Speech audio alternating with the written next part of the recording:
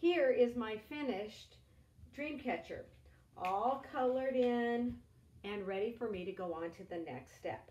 I hope you took your time, or if you haven't made it yet, we'll take your time to really color it nicely, plan it out, and enjoy that part of the process of decorating your dream catcher circle.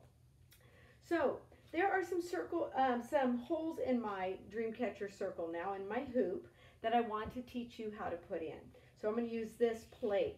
So we're just going to turn our plate upside down like that, okay? I had already punched my holes, so I'm going to show you on this plate, but it's just a dream catcher turned upside down. So turn your dream catcher upside down, and I'm going to use the idea of a clock to spread out my holes nicely. So I'm going to put a dot for 12 o'clock, straight down, a dot for 6 o'clock, okay? Then a dot for 3 o'clock on the right, and a dot for 9 o'clock on the left. Those are our four main numbers when we look at a clock, and they help us to get a nice even spread across the face of the clock like that. Then the pattern goes, 2 numbers go in between each of these.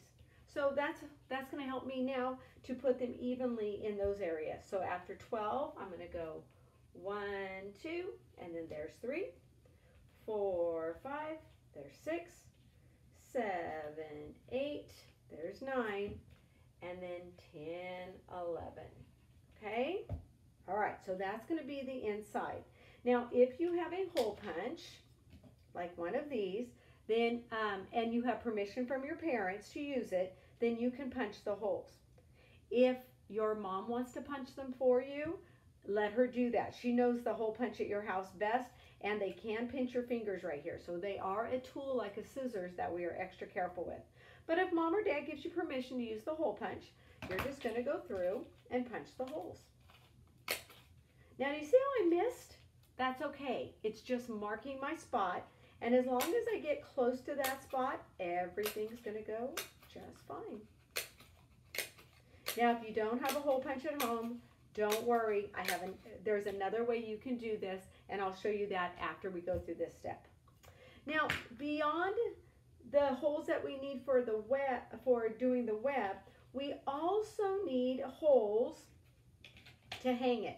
So I put a hole here to hang it, and then I put 3 holes down at the bottom to attach the feathers so that the good dreams can come down those soft, fluffy ladders. So I'm going to do that on this one now too. We're going to put another dot at the top for that hole, and then 3 dots at the bottom. Spread them out by about 2 fingers or so, pretty close to the same length as between the clock ones. And spread those out, and then we're going to punch those. I'm going to punch this one from the top. Punch. And then here, here. Okay. Now we are ready to string our web. And I'm going to go back to my main one so I can string my web. So, boys and girls, remember I mentioned yarn is a string we could use, twine, kite string, and ribbon. And I went into my spot in my house where I keep the gift wrapping ribbon. I'm going to use the gift wrapping ribbon. It's bright, it's pretty, and I like how stiff it is. It'll help it go through the holes easier. And what I'm going to do for my length, I need to cut off a piece, is I'm going to stretch out my arms as far as they can go, and that's going to be where I cut my first length. If we need more, we can always go back and cut a new piece and tie it on. So I'm going to start that by, remember, I'm only going to use my clock holes for the web. So I'm going to put that inside, and I'm going to tie on my first piece of string. All right, and if there's a little bit hanging over, you can always just snip that off. Okay, so now I'm going to start stringing my web, and I want to go across. I want it to web, so I want to go across. I'm going to go across here. Pull it, and nice and straight, best I can. Okay. And then I'm going to go here. I want a nice length of web. I don't want to do shorties. I want some nice long ones. But you know what? If you want shorties, you do it. Okay, now I'm going to add, I'm going to keep going, but now I'm going to add a bead to represent that spider. Here is a bead, and I'm just going to put it in. And you might have to bend it a little bit to get it to go in. That's all right. And then I'm going to string it again. I'll go this way. Have fun with it. If you don't like the way it is, pull it out and do it again. Okay, so there's my bead now. Okay, I'm going to turn it over. I'm going to go somewhere else. And then every 2 or 3 pulls, I'm going to add a bead. Now, what if you don't have beads? Well, if you don't have beads, again, be a problem solver. What else could we add? So let me get this one in, and I'm going to show you some things I thought of. But take a minute and think about that. If I don't have beads, what else would work? Okay. So here are some things that I found. How about these little fluffy balls? If you have some glue, you could glue on fluffy balls to be your beads. That would work. Remember I said the buttons wouldn't work? Well, maybe with glue they would work. So maybe you can use buttons with some glue. Another thing I found around my house is some of these foam shapes. And you just unpeel the back. And then maybe that could act as your bead. That's an idea too. All right? So there are other things besides beads you could use. But you know, Dollar Tree's pretty good about having stuff on hand. So you might head down there and just see. And how much does everything cost? $1. So that's not so bad. All right, I'm going to go through this one. And I have a hole here. Okay, I'm going to go back through that one. And then boys and girls, look what I'm noticing. I'm running out of string. So what I'm going to do is I'm just going to take another piece of string, and it does not need to be quite as long because I have very little left to do, so I can do a shorter piece of string. And I'm just going to tie that on, and if you need help tying it home, just ask somebody nicely, will you please help me tie this string on? And then we can cut off those extra ends. Don't need those.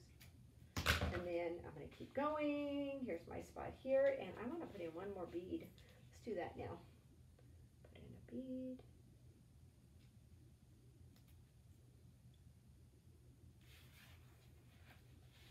Okay, and here.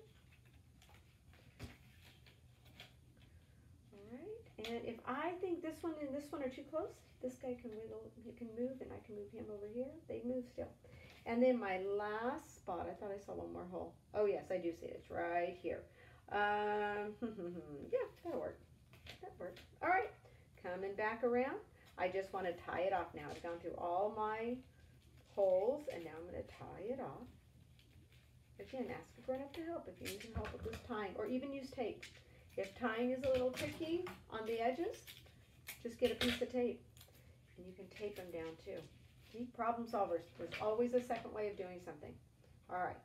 Okay, so now that part of my beautiful dream catcher is done. So now I'm going to attach some feathers at the bottom. And I've already got some feathers that I just tied onto some more ribbon. And so those are going to go on next. So that my good dreams can come down, those fluffy, soft, quiet ladders. I don't want my dreams waking me up. But I do want those good dreams in my head. Oh, goodness. Come on, tie off. There we go. All right, one. And another one.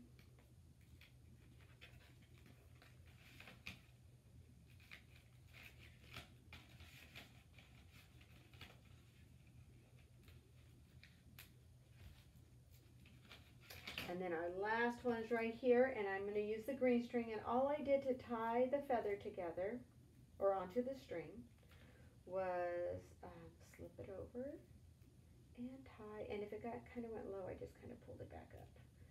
And then it's that double knot, right? Knot it once, knot it twice, and it usually holds on pretty good. And you can always snip off those little ends and then tie that one on. And that's going to be my middle one. The last thing I would need to do is tie the string at the top so that it can hang in on the bedroom wall. And that there's the hole for that one. But you can do that. We've been doing so much tying. You've got that figured out. All right, boys and girls, this is my dream catcher. And I just am so thankful to the Native American people who gave us this wonderful creation. It is always so much fun to learn about other cultures and the things that they've given to everyone by sharing them with the world the way they do. So I hope you enjoy making your dream catcher. Please show a picture of it to your teacher. Either do a Flipgrid explaining how you made it, or maybe you're telling a story, or just take a photo and post it. And I'm going to ask your teachers to send them on to me because I would love to see it also. So friends, if you do not have a hole punch, if you were not able to punch the holes because you didn't have a hole punch, here are two ideas that are a different way of doing it.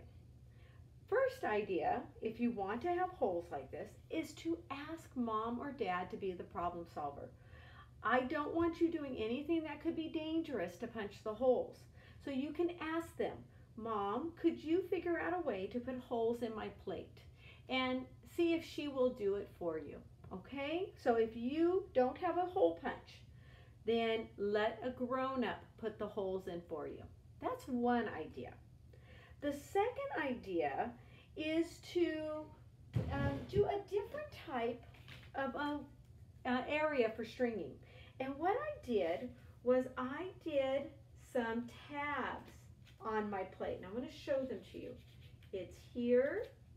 There's one right here. So I kind of did my clock idea, but I did it on the outside, and it's this laying down L shape. So I cut down and then I cut across.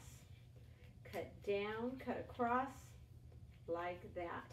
And I did it all the way around my plate. There's this one, and there's this one. Now, when I take my string, I can tie the string to one of these tabs,